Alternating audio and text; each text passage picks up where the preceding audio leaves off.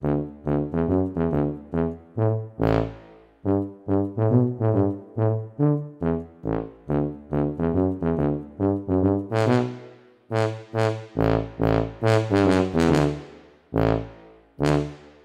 le bonjour. Alors aujourd'hui, il fait encore un temps de chien, donc on est encore dans ma cuisine. J'en profite pour vous faire un petit tuto sur les nichoirs à frelons. Je vous en ai parlé la dernière fois dans la dernière vidéo.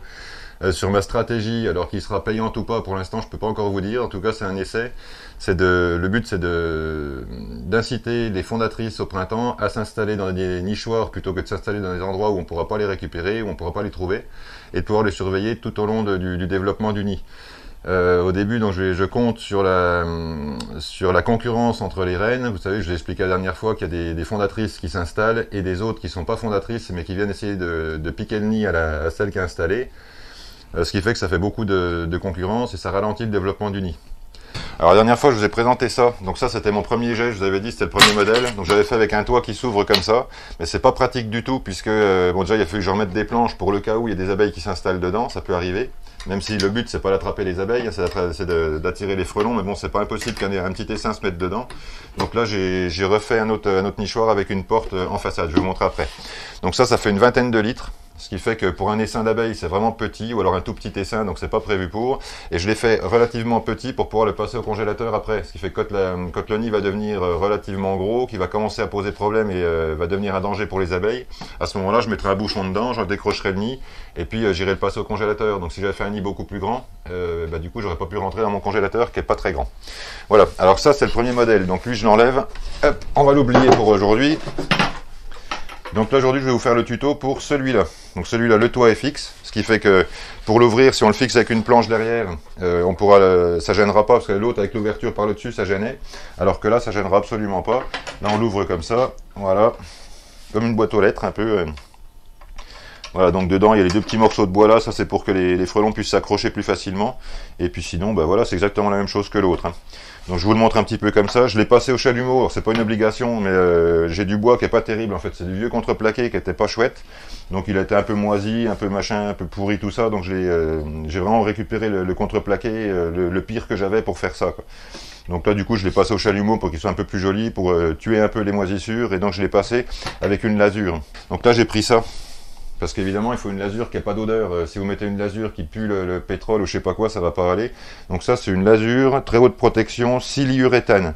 Et là, ouais, ça sent déjà plus rien. Je l'ai passé il y a 2 jours, ça sent absolument plus rien. Alors peut-être que le frelon peut sentir un peu, mais en tout cas, c'est pas une odeur prenante, donc ça gênera pas. Et sinon, vous pouvez aussi utiliser ça. Vous prenez de l'huile de lin, vous mettez 2 couches d'huile de lin à la fin et ça ira très bien. Et donc le brûler, c'est comme vous voulez, mais c'est pas une obligation. Alors pour ce qui est du contreplaqué, donc moi j'ai utilisé le contreplaqué le plus moche que j'avais, donc c'est du contreplaqué de 10 mm, mais vous pouvez prendre du contreplaqué plus épais ou même des planches si vous avez, l'essentiel c'est que le volume intérieur fasse à peu près 20 litres. Donc le fond fait 250 mm par 250 mm, il est carré. Les côtés, alors il y a 2 côtés comme ça, ils font 250 mm de large, par 350 de haut pour la partie la plus haute et 320 mm pour la partie la plus basse. Donc 2 pièces comme celle-là. Vous voyez, mon contreplaqué, il est pas chouette, hein. Voilà. Alors pour la porte, elle va faire 280 mm par 270 de large. Et donc la petite partie au-dessus, parce que comme le toit est en pente, si vous mettez la porte directement à la hauteur du truc, vous n'allez pas pouvoir ouvrir la porte parce qu'elle va buter dans le toit. Donc à 38 mm pour celle-là, par 270 de large aussi. Et donc la porte 280 par 270. Pour ce qui est du toit, 330 par 270, donc il y a une pièce comme ça. Et là, vous avez l'arrière qui fait, lui, 350 par 270.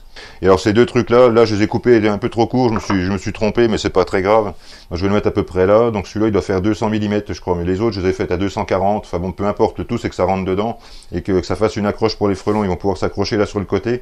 En coin, ils auront plus de facilité pour s'accrocher que si ça s'accroche directement sur le plafond, quoi. Pour ce qui est de la quincaillerie et tout ça, vous allez avoir besoin de petits clous. Alors, moi, j'ai pris ça. C'est des petites pointes tête homme de 25 mm de long.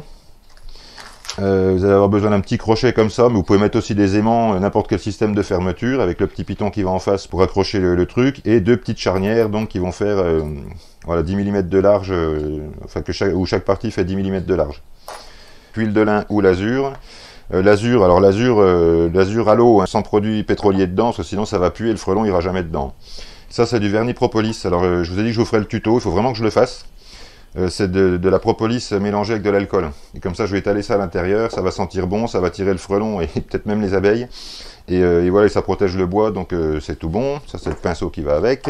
De la colle à bois. Alors la colle à bois, faites attention, voilà, j'ai pris sans solvant et il y a la colle à bois à prise rapide mais qui contient des produits plus toxiques dedans. Donc celle-là c'est la moins toxique, la plus naturelle on va dire, quoi. Donc prenez de la colle à bois prise progressive et pas de la colle à bois prise rapide parce qu'il y a des produits qui peuvent se dégager après. Alors ouais, je bricole dans ma cuisine, hein. Ça va horrifier les ménagères mais bon, moi je suis tout seul à la maison donc ça me pose pas de soucis. Et surtout il fait un froid de chien dehors, j'ai pas envie trop de me cailler dehors donc voilà. Alors, donc là on va commencer par prendre la partie arrière. Alors la partie arrière et un côté. Alors la partie arrière, donc le côté, comme il fait 250 et la partie arrière 270, les côtés vont venir se mettre comme ça. Alors, et ben là, je vais commencer par mettre les clous. Alors, je le mets à 5 mm du bord. Hein.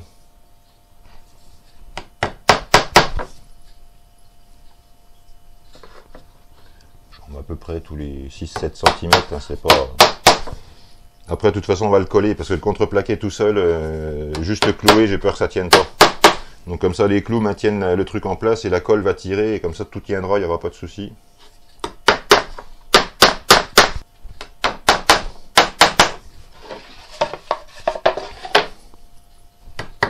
Aïe. Ça c'était mon doigt. Voilà. Alors tant que j'y suis, bah, je vais clouer ceux du bas aussi. Hein. Donc ça c'est pour le plancher en bas. Donc voilà, je remets aussi là.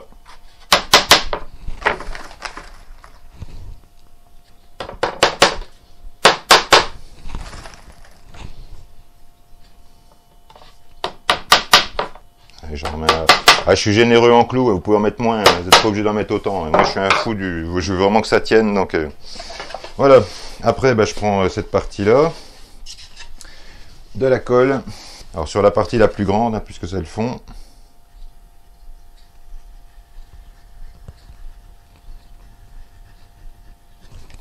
Voilà.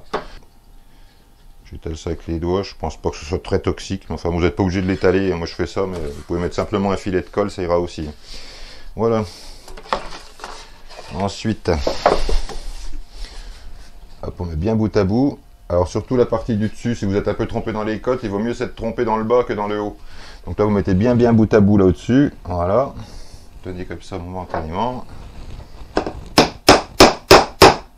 Oula. Voilà. Celui du bas, on le met bien bout à bout aussi. Voilà. Et puis allez, c'est parti. Pas droit. Voilà. Je suis un petit peu la colle. Et voilà. Donc le fond, bah, lui, il va aller comme ça. Hein. Un petit coup de colle sur les deux faces.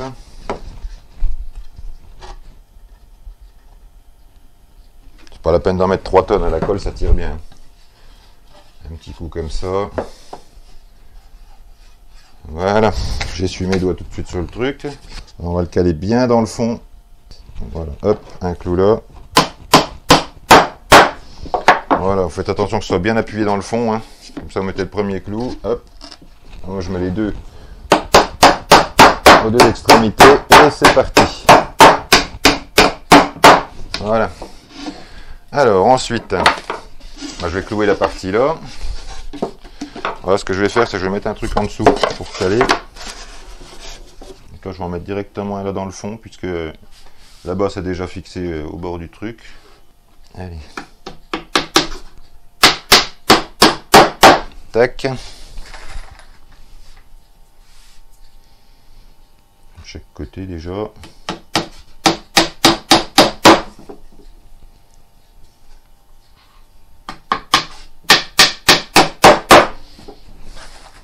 Je mets vraiment beaucoup de clous, hein. Vous n'êtes pas obligé d'en mettre autant. Hein.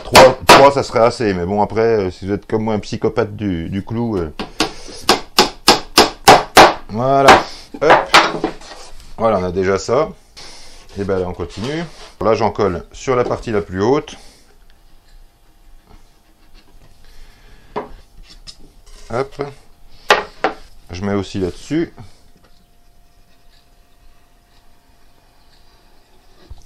Voilà. Tac.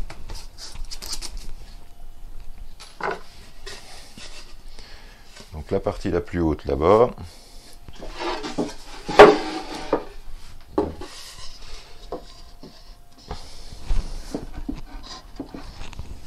Donc je mets bien bord à bord aussi, que ce soit comme l'autre là-bas. Voilà. Là je l'appuie bien contre l'autre morceau en face. Voilà, et c'est parti. Voilà. Ensuite, eh ben, on va mettre les clous là. Hein. Vous voyez là ça baille un peu, donc ça je vais le mettre. Je commence par la partie qui baille puisque c'est tenu là.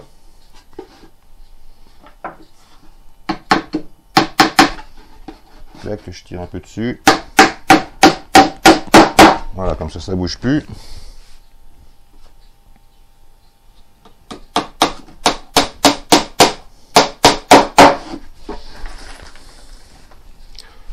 Alors c'est vraiment vite fait, hein. Vous avez vu, c'est pas long à faire. Hein. Une fois que vous avez débité vos planches, clouer, coller, c'est vraiment pas compliqué. Voilà, 4 ça serait bien assez. Voilà. Tadam! On a déjà ça de mis, donc ben maintenant on va mettre le toit. La colle. La colle, ça permet vraiment de donner une tenue à l'ensemble, parce que jouer les clous, ça va travailler, ça va bouger.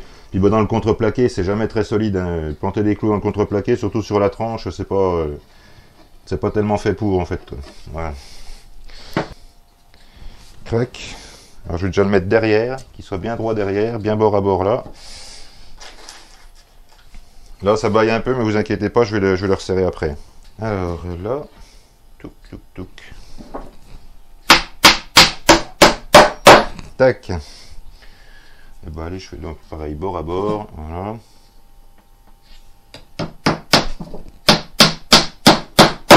Alors là je le fais pas dépasser, parce que pour la pluie ça aurait pu être mieux, mais par contre comme je vais certainement le fixer en mettant une planche derrière comme ça, si vous avez un des ports là, du coup ça va gêner. Donc c'est pour ça que je le fais lisse derrière, d'autant qu'il va être contre un tronc d'arbre et abrité de la pluie, donc normalement il n'y aura pas de souci. Allez, j'en mets au milieu. Tac.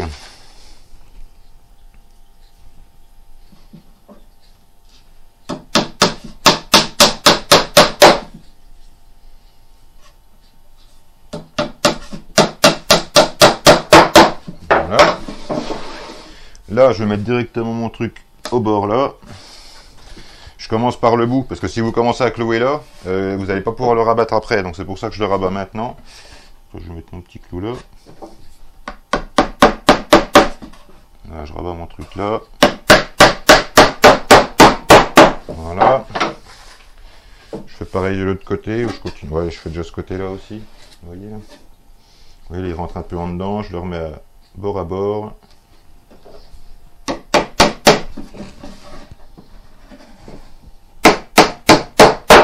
Voilà, maintenant tout est fixé, donc là bah, je mets une série de clous de chaque côté.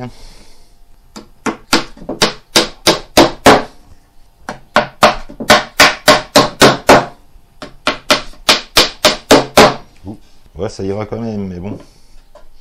Là j'ai merdouillé un peu, j'étais un peu près du bord, ça a éclaté un peu, c'est pas grave, hein, c'est pour des frelons, hein, c'est pas des ruches. Hein. Là, et ben, allez, on est parti aussi.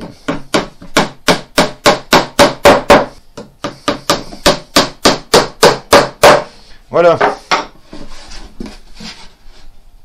Voilà la bête. Donc là je vais coller et clouer cette partie là. Je le mets bien bord à bord. Un clou de chaque côté. J'ai l'impression que c'est un peu en biais mon truc, non? C'est une illusion d'optique. On verra après.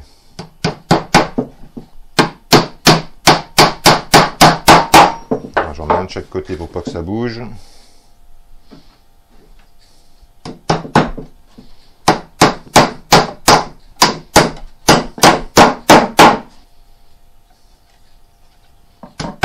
Celui-là, je le mets un peu en biais.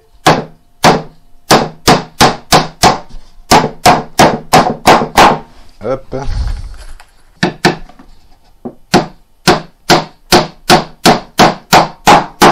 Voilà. Alors au-dessus, c'est pas la peine, parce que quand vous allez clouer, vous risquez de faire bouger ce truc-là. Au pire, si vous voulez que ça tienne un peu mieux, mais c'est pas obligatoire, vous pouvez faire ça. Un petit peu de colle là dans le creux, hop. Tac. Ça, la colle va tirer, elle va tenir le petit morceau, puis voilà. Ça fait bien rentrer dedans, voilà. Voilà, un chiffon. Fond, des petites marionnettes. Voilà. Comme ça, et ben, ça va sécher, ça va tenir tout le total, mais je dis ça, c'est vraiment l'option, c'est pas obligatoire. Voilà, et ben on va passer à la porte. Alors si j'ai bien fait mes trucs, normalement la porte devrait tomber pile poil. C'est pas mal, c'est pas mal. Alors pareil, vous regardez si vous avez un côté plus d'équerre que de l'autre, vous mettez le côté où vous allez mettre les charnières qui soient bien droits, si vous voyez. Et s'il y a un petit défaut d'équerrage de l'autre côté, c'est pas très gênant. Voilà, bah là je suis pas mal. Donc je vais fixer mes charnières. Alors là, je sais pas si vous allez voir, c'est des vis autoforeuses en fait, elles ont un petit côté tranchant, ce qui fait que ça évite d'éclater le bois, parce que quand on visse dans le contreplaqué comme ça, surtout avec du 10, ça va avoir tendance à faire éclater le bois. Donc moi j'ai pris des vis comme ça, un petit peu plus longues, parce que dans le contreplaqué ça tient pas super, et du coup je les ai prises avec je prends toutes mes vis la plupart du temps, j'essaye toujours de prendre des vis comme ça, qui ont une petite... qui sont affûtées, en fait, elles ont une petite rainure dedans, ça affûte, ce qui fait que ça coupe le fil du bois au lieu de l'écarter. Voilà, ce que je fais, c'est que je le mets d'équerre comme ça, hop, je mets ma vis en plein milieu, ouais, et comme ça éclate pas ni rien, c'est impeccable. Alors, bien au centre du trou, parce que sinon, comme il y a une fraisure, ça va pousser la charnière d'un côté ou de l'autre.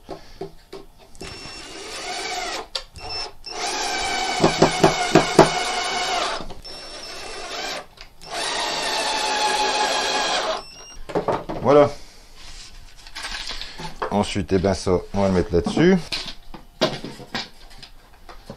Alors là, il y a un petit déport, parce qu'en fait, le contreplaqué que j'ai utilisé là, il fait que 8 mm. Mais vous prenez du 10, hein. Moi j'ai pris ça parce que j'avais des chutes, hein, mais ça n'a aucune importance. Là, je vais prendre des vis de 10 mm de long. Elles doivent faire 12, je crois. Du coup, elles risquent de dépasser un petit peu à l'intérieur, mais c'est pas très grave. Alors pareil, je les mets au centre. Hop.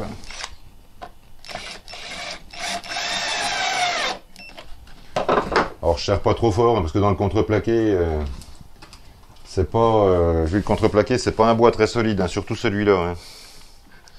Il y a du contreplaqué de meilleure qualité que d'autres, mais celui-là il est vraiment mou, hein, il est un peu mou du genou, alors je serre pas trop fort mes vis. De toute façon la porte ça force pas. Hein.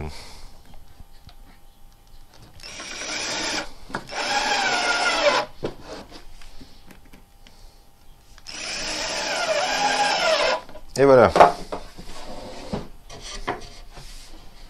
Tadam. Ah, j'ai pas fixé les bouts de bois dedans, j'aurais dû les faire avant. Bon, c'est pas très grave. Bah, les vis, elles dépassent quand même un peu dedans, mais c'est pas très gênant. Faire attention de ne pas se piquer les doigts. Oui, j'ai oublié de mettre mes deux bouts de bois. Alors ça, c'est pareil. Moi, je les mets à peu près au ras de ça. Je les mets à 4 cm en dessous, mais vous pouvez les mettre plus haut, ça n'a pas vraiment d'importance.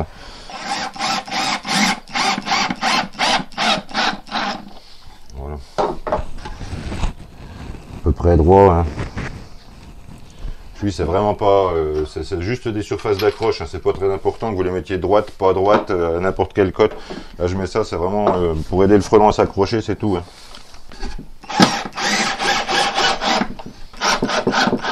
Voilà. Vous voyez. J'aurais dû mettre la porte en dernier en fait, ça aurait pas été mal. Mais bon. Alors je fais à l'œil, mais si vous n'êtes pas doué, ou si vous n'êtes pas trop, si vous n'avez pas le compas dans l'œil, n'hésitez pas à mesurer. Alors c'est des bouts de tasseau qui font 4 cm ou même pas, ils font 38. C'est du 38 par 22.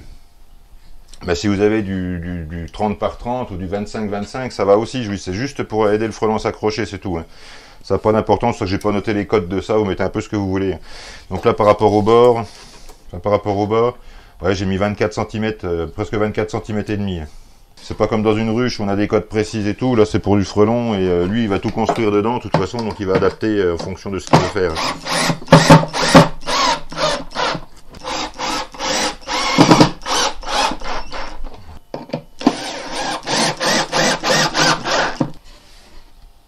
Voilà, surface d'accroche pour le frelon est faite. Maintenant on va lui mettre son petit crochet. Alors là j'ai un petit défaut, là. Comment ça se fait que ça tire un peu comme ça? Bon, c'est pas grave, si ça fait un petit jour au-dessus là, de toute façon c'est à l'abri de la pluie, donc ça risque rien. Alors ce que je vais faire là, pareil, parce que là, vous voyez, il n'y a pas la partie coupante. Donc pour éviter d'éclater le bois, je vais faire un avant-trou. Alors j'ai quoi comme forêt? Je prends la forêt de 2. Voilà, donc je vais le mettre à peu près là. Voilà, ça évitera d'éclater le bois. Et là.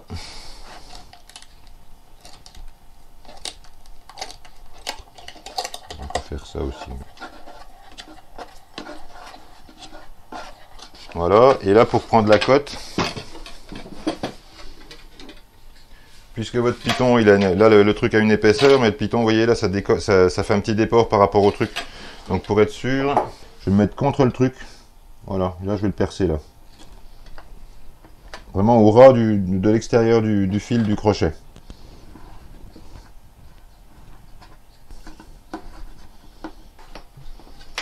Voilà. La boîte est terminée. Alors par contre je vais faire des trous dans le fond. Parce que au cas où il y a de l'humidité à l'intérieur et tout ça, je fais des petits trous de 6 mm. Je fais 5 trous de 6. Voilà, bah, j'en fais 4 points. Alors pareil, hein, vous pouvez mesurer si vous voulez, mais ça n'a pas d'importance. Hein. Là je me mets à peu près à 3 cm du bord de chaque côté là, et puis voilà, et puis un au milieu.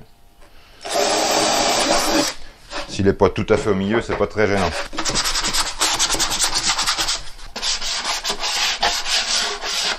Voilà. Ah, et autre chose que j'ai oublié, c'est les trous. Donc là, bah, je vais tracer un axe au centre. Que vous voyez bien, ouais. 13,5, puisque ça fait 27. Là, on a 28. Donc 28, si je coupe en 3 x 9, 27. Ouais, on va dire, on va faire à 5 cm de chaque côté, et puis voilà, on va pas s'embêter. Donc 1, 2, 3, 4, 5. Voilà, 5 cm du bas, 5 cm du dessus, et je pense que ce sera pas mal. Alors pourquoi 2 trous? Parce que déjà, ça permettra au frelon de ventiler plus facilement. Au départ, quand la fondatrice va rentrer dedans, elle va construire au-dessus.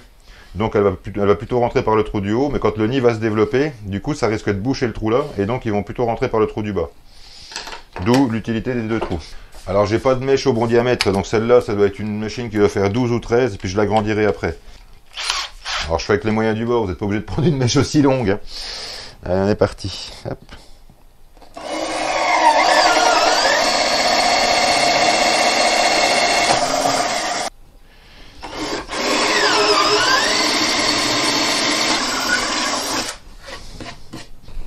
Voilà, j'ai des fraises comme ça qui vont bien pour agrandir, parce que là, ouais, le trou il fait 13, ça pourrait peut-être suffire, mais je pense qu'il vaut quand même mieux mettre un petit peu plus grand.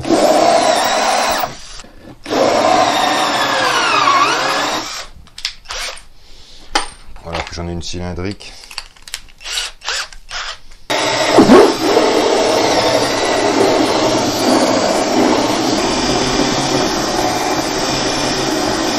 Alors je le fais un peu vers le bas, là, vous voyez. C'est parce que comme ça, s'il y a de l'eau qui coule dessus, au lieu de couler à l'intérieur, elle va couler vers l'extérieur. Ouais, ça me paraît bien, là. Allez, pareil pour l'autre. Évidemment, si vous avez une mèche directement qui fait 20 ou 22, vous n'hésitez pas à mettre un coup de mèche. Hein.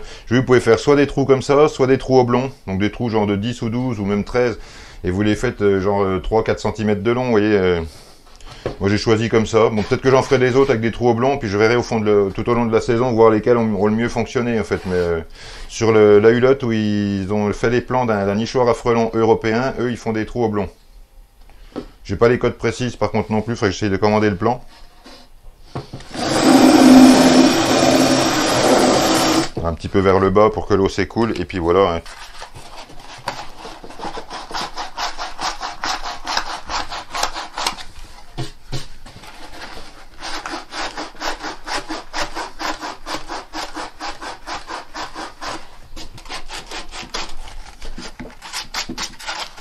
Enlever un peu les échardes s'il y en a.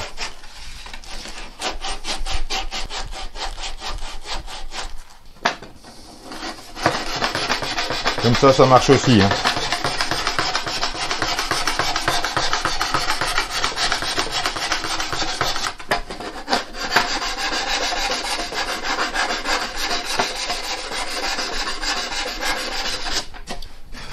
Voilà, impeccable, joli, propre. Vous voyez la bête. Je l'ouvre. L'intérieur de la bête, voilà, ça suffit. Donc là, pour le fixer, il y aura plusieurs solutions possibles. Pour l'instant, j'ai pas encore fait les fixations. Mais bon, pour la solution la plus facile, ce sera de prendre une planche, genre d'une dizaine de centimètres de largeur, et la visser dans le fond. Mais le truc, c'est que je veux pas que ça dépasse trop non plus, parce que je veux pouvoir le mettre au congélateur après. Il faut que ça soit fixé solidement, par contre. Donc soit avec une sangle, soit je mettrai peut-être que je fixerai simplement un morceau de bois derrière, à peine plus large, où je pourrais mettre des sangles, et puis l'accrocher, ou du fil de fer, ou quelque chose, et l'accrocher solidement. Il faut pas que ça branle au vent. Il faut que ça, une fois fixé, il faut que le truc ne bouge pas. Parce que le frelon, c'est comme les abeilles. Ils aiment pas se mettre dans des trucs qui branlotent au vent, ils aiment pas ça. Donc là, on va le fixer solidement d'une façon ou d'une autre. Je visse soit en fonction d'où je vais le mettre, soit je mettrai carrément, je visserai des petites planchettes sur les côtés. Je peux visser un bout de bois derrière. Je verrai en fonction, en fait, je verrai en situation. Voilà. En tout cas, voilà, l'essentiel est fait. Donc un toit qui va abriter de la pluie.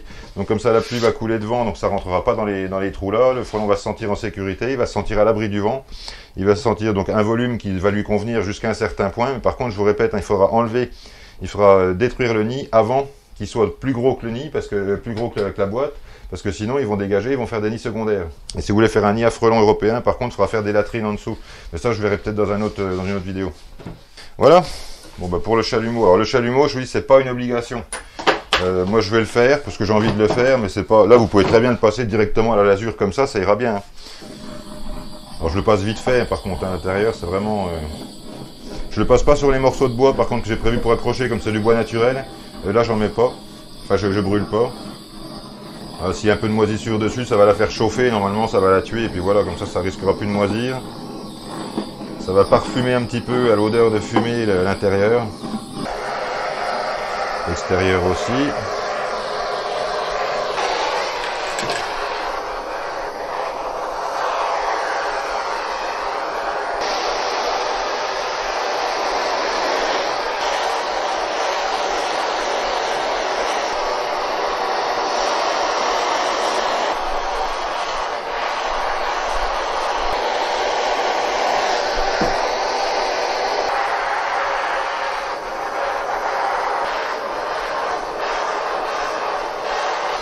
Bon, allez, c'est bon.